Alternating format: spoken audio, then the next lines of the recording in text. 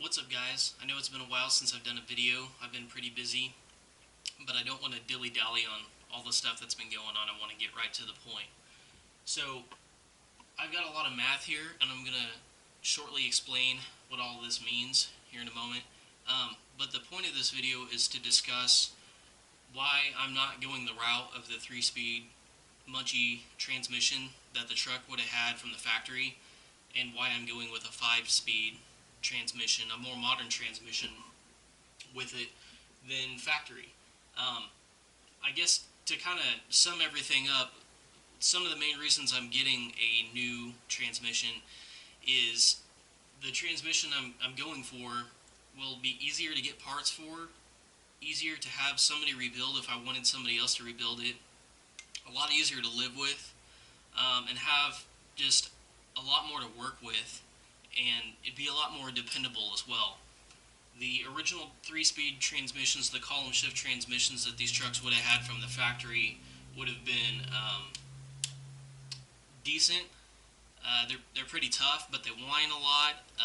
The column shifting system is very slow shift, and a 5-speed is going to make it a lot easier to shift and to live with, smoother shifting, and it's also going to be more reliable in a lot of ways, I would say. So for highway speeds and cruising, things like that, it's plus 60 miles an hour, 70 miles an hour. It's going to bring the engine RPM down a lot more than a 3-speed would. Alright, so the transmission that I'm going with is going to be a Chevrolet T-5 transmission, and the transmission code that we're looking for is 1352-145. And that's going to be, I think, like a mid-80s Chevy T5 transmission. You're going to commonly find those in a 4-cylinder or 6-cylinder Chevy S10 pickup. You can also find variances of transmissions like this in, I think, 3rd gen Camaros and Firebirds. The shifting linkage is different, the tailpiece is a little different. But this is the code of the transmission that I'm going with because of the input shaft and the bolt pattern on the transmission.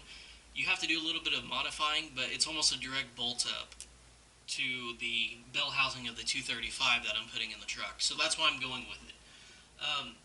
So to break this down, what I have here are 5 sets of gears. It's a 5-speed. And just a little bit of information about my engine, if you haven't seen any of my other videos, is it's a 57 Chevy 235 straight 6. It's got a few modifications on it. A mild cam, updated carburetors, exhaust, air, new gaskets, you name it. You can watch my other videos on that build, so that's for another day. But what we're figuring in with this whole problem, what you have to realize is that the speeds and the acceleration that you're going to see here is based off of redline RPM. And when I say redline, that means the absolute maximum that this engine will output a rotation based on tolerances and clearances and just the durability of the motor and the components altogether. So realistically speaking, and I'm just making a ballpark here, this whole thing is going to get us pretty close, but it's really kind of just a ballpark. This is an exact measurement, so keep that in mind as we go through this, as this is going to get us pretty close, but within the ballpark of a realistic number as far as speed and acceleration goes. So that being said, the engine RPM is going to be about 4,500 RPM, maximum redline. If you had a really well-built 235, you'd probably see somewhere around 6,000 RPM or so. So, a little bit about the transmission is the main input shaft coming off of the engine has 10 teeth on it. And what we also need to know is our final drive on the rear end. Our final drive on the rear end is 3.90, and how I figured that out is you take the teeth that are on your big pinion gear, or your ring gear, sorry, that little dude in your rear end, and then you have your pinion gear that goes up against it. Something like that. So you count your teeth on your pinion gear, and then you count your teeth in the ring gear. So my ring gear had about 38 teeth, and the pinion had 10 teeth. So rounding up, that gives us a final drive of 3.90, and that's going to be the factory rear end and final drive gear ratio. So we've got our final drive ratio. We're going to need to know that. What we need to know also is the ratios of each individual gear in this transmission. You can Google this. I looked it up, and I'll be honest with you, I rounded to the 100th place decimals.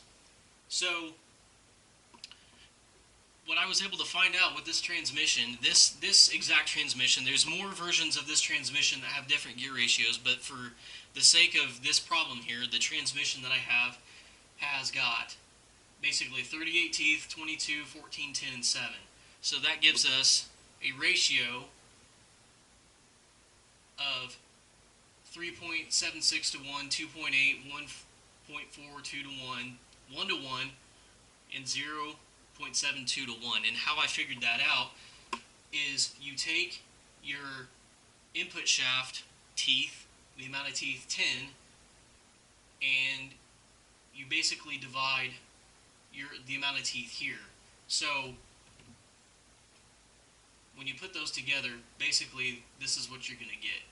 It's not quite 22, it's 2.18, and so on and so forth. So we have a ratio of 3.76 to 1 for first gear. So what we need to know now that we have our gear ratios figured out, is we need to know how wide, or the total diameter of our tire and wheel on the back end. Now, I have the wheels and tires already picked out that I'm going to get. I can't remember the exact size off the top of my head, but I'm doing, Summit's got wheel Ventique, 6-lug steel plain wheels for like 60 some odd bucks a piece on their website. And I want to say that these are going to be 8-inch wide tires and wheels. The width of the wheel and tire is not important in this. We just need to know the total diameter. So the tires I'm going to put on those wheels is a Coker 3.5 or 3.25 inch wide white wall tire. They're the radials that they have. And when you couple those together, based on that information, I got an overall diameter of about 28 inches wheel height. I rounded up a little bit just to keep the math a little bit simpler, which I know is going to skew my results a little bit. Like I say, that's why this is a ballpark equation. So a 16-inch diameter wheel, and you're talking about 6 inches each of the size of the tire, the meat of it, so something like that. I think that's realistic. You're going to end up with an overall dimension of 28 inches in diameter. So in order to calculate the next part of this equation, we need to know how much that wheel is going to travel inches-wise based on one rotation. So what you do is you take your overall diameter, it's pi times diameter, and this is going to give you your circumference.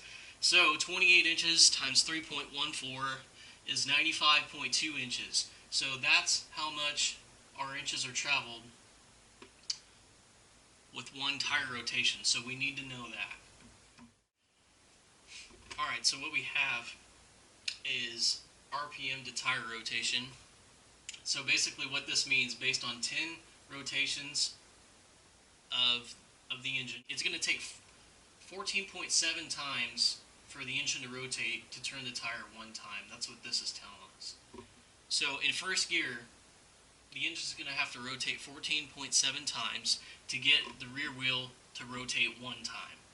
And then second gear, 8.5, third, 5.5, 3.9 for fourth, and 2.8 for fifth. So what that's telling us, you see this correlation right here? This is 3.90, our final drive. This is to our gear ratio, which is a 1-to-1 ratio, and that gives us 3.9.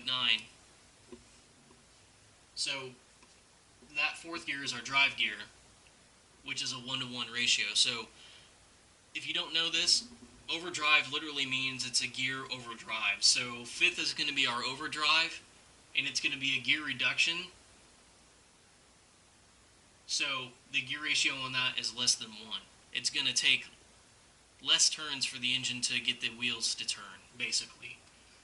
So the next step is to figure out exactly how fast we can go. This equation is red line RPM for the engine, so how fast the vehicle can travel in each one of these gears.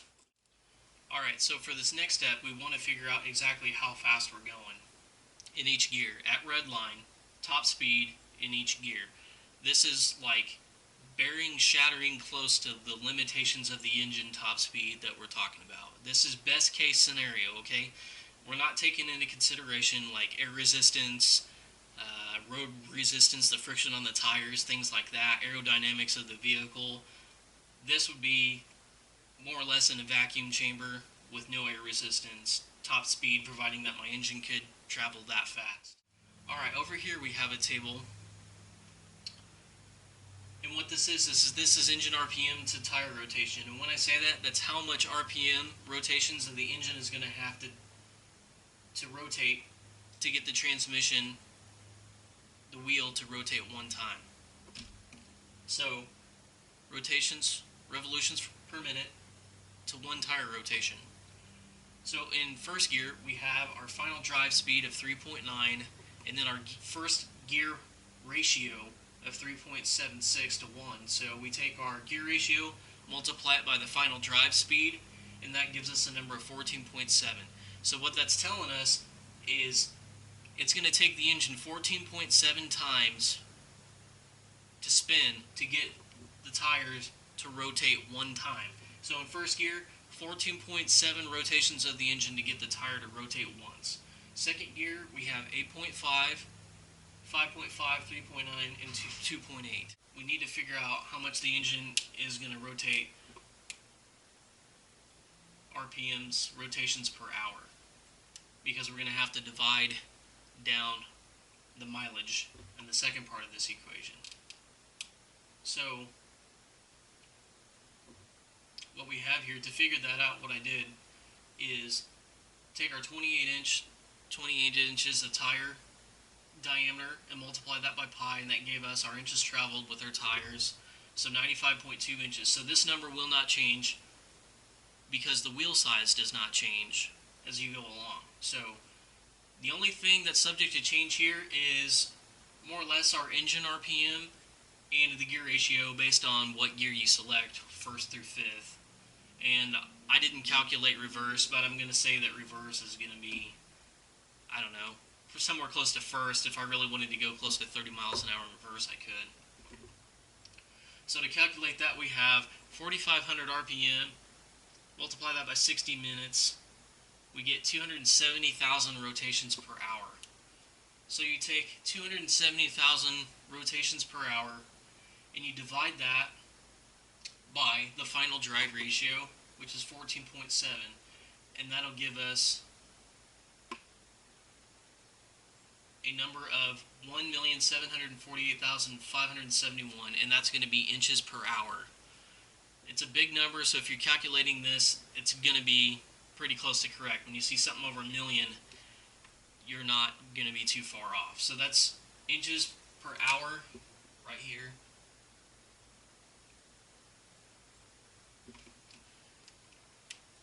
So for first gear, we have inches per hour here.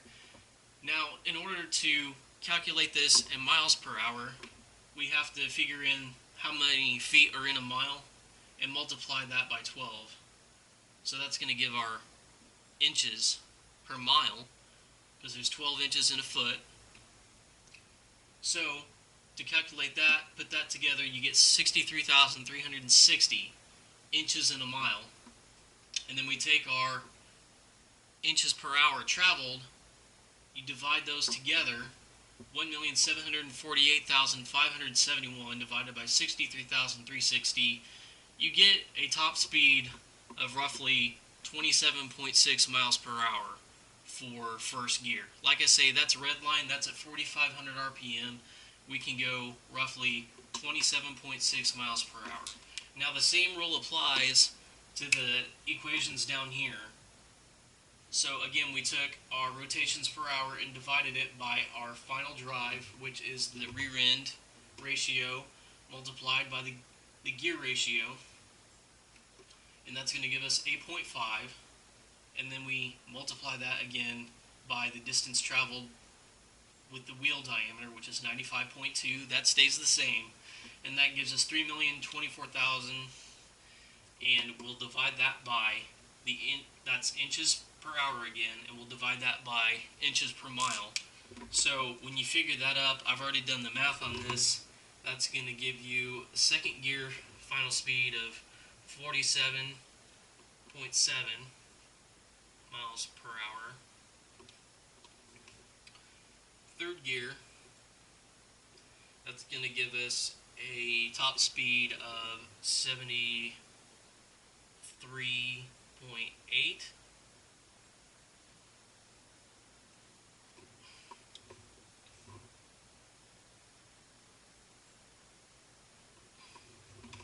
Fourth gear, this is our 1-to-1 ratio. This is drive. That correlates to 104. And our final overdrive speed is about 144.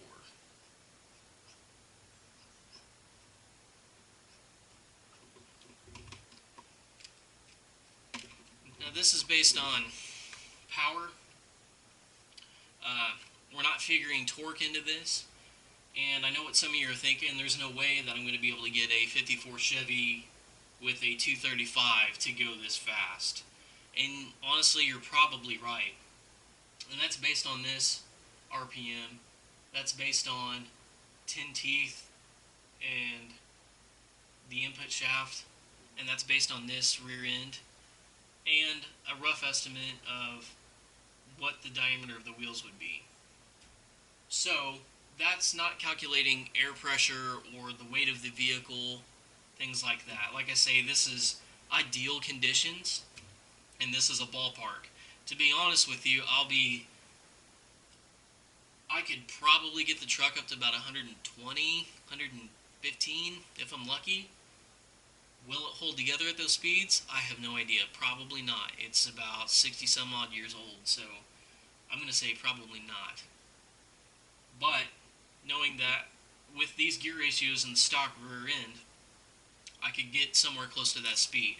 But what that means is at a speed half of that, cruising speed, somewhere around 70 miles an hour, I'll be able to keep the engine RPM less than 3,000. I'm going to shoot for 2,200 to 2,500, which is good. It's going to keep my RPMs down, and that's what I'm looking for. So that's the main reason why I'm going with the T-5 swap in this truck. And based on research that I've done and the gear ratios of the other transmission, I can't remember what they are off the top of my head, but the stock 3-speed transmission, we know for a fact that these trucks from the factory had a top speed of, 50, 55, and maybe even 60 or so if you really pushed them hard. But that's with the stock rear end of 3.90, and I believe mine's a 55 first series technically, so that's the gear ratio it would have had. I think the torque tubes have a different rear end ratio, so it might be even a little slower. But that would be like the ideal top speed of that truck. So it's really just to keep the RPMs down and to be able to keep up with people on the highway. Am I really going to drive it on the highway that much? Not really, but it's really for me just to do the transmission swap. It's going to be good to keep the RPMs down, easy to find parts, easy to work on, and just a little bit more reliable. So if you've considered doing a T5 swap on one of these trucks, this is kind of a basic breakdown, a crash course in brain surgery on why you might want to do it. There are spreadsheets out there to where you don't have to do all this math and go through all these steps if you want to do that. I just Googled one and I found one, and it actually gets me a little bit closer than this did. So you can go online, get a spreadsheet, learn how to do this, fill this in, and you'll have a good idea of how fast that you can go. So that's why I'm going to do the T5 swap on this truck. Keep RPMs down and just make it more reliable. And again, that's the T5 1352-145 Chevrolet transmission.